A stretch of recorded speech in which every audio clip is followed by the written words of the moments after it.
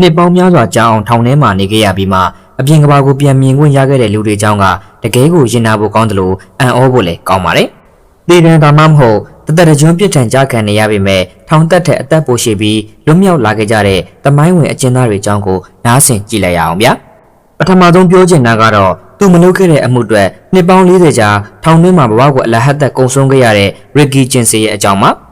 1984ခုနှစ်သူအသက်19နှစ်ပဲရှိသေးတဲ့အချိန်မှာအယောင်ဆေးတယောက်ကိုတတ်မှုနဲ့ဖမ်းဆီးခံခဲ့ရပါတယ်။သူ့ကိုပြစ်ဒဏ်ချဖို့ရဲတွေစီမှာဘာသက်သေမှမရှိဘဲ73နှစ်ရွယ်ကောင်လေးတယောက်ရဲ့ထွက်ဆိုချက်တစ်ခုတည်းနဲ့တင်တေဒဏ်ချမှတ်ခဲ့တာပါ။သူကထောင်ထဲမှာပဲတေရတော့မယ်လို့တွေးထားခဲ့ပေမဲ့2013ခုနှစ်မှာအဲ့ဒီသက်သေကောင်လေးကငိုယိုပြီးဝန်ခံခဲ့ပါတယ်။ရဲတွေကချင်းချောက်ခိုင်းစေခဲ့လို့လူသက်တာမြင်ပါတယ်လို့လိန်ညာထွက်ဆိုခဲ့ရကြောင်းဖွင့်ဟခဲ့လို့ရီကီယာ2014ခုနှစ်အသက်60နီးပါးအရွယ်ကျမှလွတ်မြောက်လာခဲ့ပါတယ်။အစိုးရကရော်ကြီးငွေဒေါ်လာ18တန်ပေးခဲ့ပေမဲ့လူငယ်ဘွားကနေအဖိုးကြီးဘွားတွေဆုံးရှုံးသွားခဲ့ရတဲ့40ရာစုနှစ်နီးပါးအချိန်တွေကိုတော့ဘယ်ရာနဲ့မှမလဲနိုင်တော့ပါဘူး။နောက်တစ်ယောက်ကတော့အမေရိကန်ရဲ့တသက်ရှည်ဆိုအမျိုးသမီးချင်းသူဘတ်တီစမစ်တီပါ။သူမ1963ခုနှစ်မှာကလေးတစ်ယောက်ကိုတတ်မှုနဲ့တသက်တကြွကြားခံခဲ့ရပါတယ်။ထောင်ထဲမှာနေရင်းနဲ့၄ချိန်နဲ့ထောင်ပေါက်ပြေးခဲ့ပြီး၄ချိန်စလုံးပြန်ဖမ်းခံခဲ့ရပါတယ်။နောက်ပိုင်းမှာတော့သူမစိတ်ဓာတ်တွေပြောင်းလဲလာပြီးထောင်ထဲမှာပဲပညာသင်ကြတာကြပြရေးတာတွေလုပ်ခဲ့ပါတယ်။နောက်ဆုံးမှာတော့တရားသူကြီးကသူမရဲ့ပြောင်းလဲလာမှုကိုမြင်တွေ့ပြီး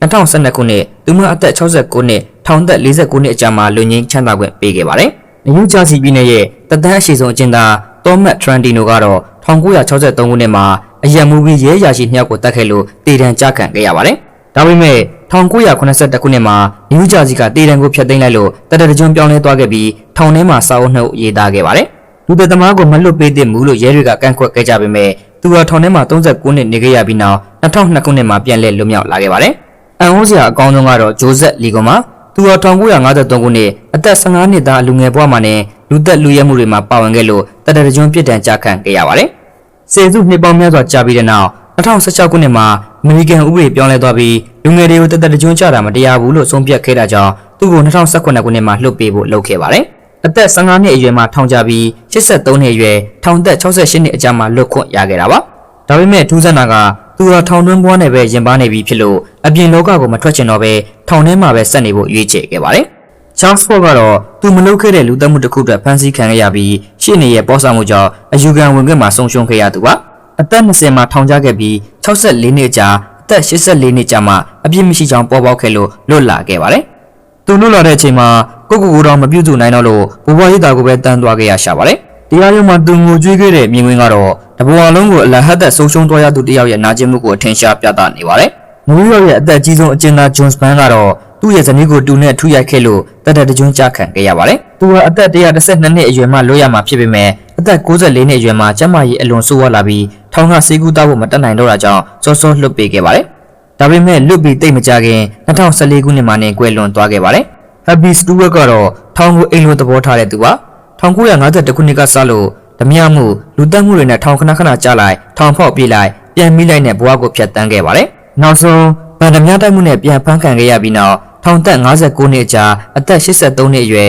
်ကျန်းမာရေးချို့တက်လာမှလွတ်လာခဲ့ပါတယ်။သူထောင်ထဲမှာနေတော့မိသားစုနဲ့တငယ်ချင်းတွေအားလုံးတည်ဆုံးကုန်ကြလို့ဆယ်စုနှစ်တစ်ခုကျော်ကြာဘသူစီကမှထောင်ဝင်စာမရခဲ့ပါဘူး။သူဟာဒီငရဲတုန်းထဲမှာ260ကျော်နေခဲ့ရတာကိုဘသူကမှမညွှန်းချင်ဘူးလို့ပြောပြခဲ့ပါတယ်။မာဖီးယားလောကရဲ့နာမည်ကြီးဂျွန်ဖရန်စီကတော့ကိုလံဘိုမာဖီးယားဂိုင်းဝင်ဖြစ်ပြီးလူပေါင်း90ကျော်ကိုတတ်ခဲ့တယ်လို့ကြွေးကြော်ခဲ့ပေမဲ့ဗန်ဓမြမှုတွေနဲ့ပဲထောင်ဒဏ်250ချမှတ်ခံခဲ့ရပါတယ်။2011ခုနှစ်အသက်63နှစ်မှာလွတ်လာခဲ့ပေမဲ့ငွေညှစ်မှုနဲ့နောက်ထပ်10နှစ်ထက်ကြပါတယ်။သူဟာအသက်100ပြည့်မွေးနေ့ကိုထောင်ထဲမှာဖျက်ဆီးခဲ့ပြီး2019ခုနှစ်ကျမှလုံးဝလွတ်မြောက်ခဲ့တာပါ။ဘဝရဲ့ထက်ဝက်နီးပါးဖြစ်တဲ့နှစ်ပေါင်း40ကျော်ကိုထောင်ထဲမှာပဲကုန်ဆုံးခဲ့ရတာဖြစ်ပါတယ်။နောက်ဆုံးတစ်ယောက်ကတော့ James Moore ပါ1962ခုနှစ်မှာအသက်14နှစ်အရွယ်မိန်းကလေးတစ်ယောက်ကိုတတ်ခဲ့လို့တသက်တကြွကြားခဲ့ပါတယ်။သူဟာထောင်ထဲမှာပဲအလိုမျိုးလိုပညာတွေသင်ပြီးလူငင်းချမ်းသာခွင့်အကျိန်20လျှောက်ခဲ့ပေမဲ့လည်းအမြဲညှင်းပယ်ခံခဲ့ရပါတယ်။နောက်ဆုံး2022ခုနှစ်ထောင်သက်အနှစ်60အကြာမှလွတ်ပေးခဲ့ပေမဲ့သူဟာခြေထောက်နှစ်ဖက်လုံးဖြတ်တောက်ထားရပြီးအချိန်ပြည့်ပြုစုဆောက်ရှောက်မှုခံယူရတဲ့အဖိုးတယောက်ဖြစ်နေပါပြီ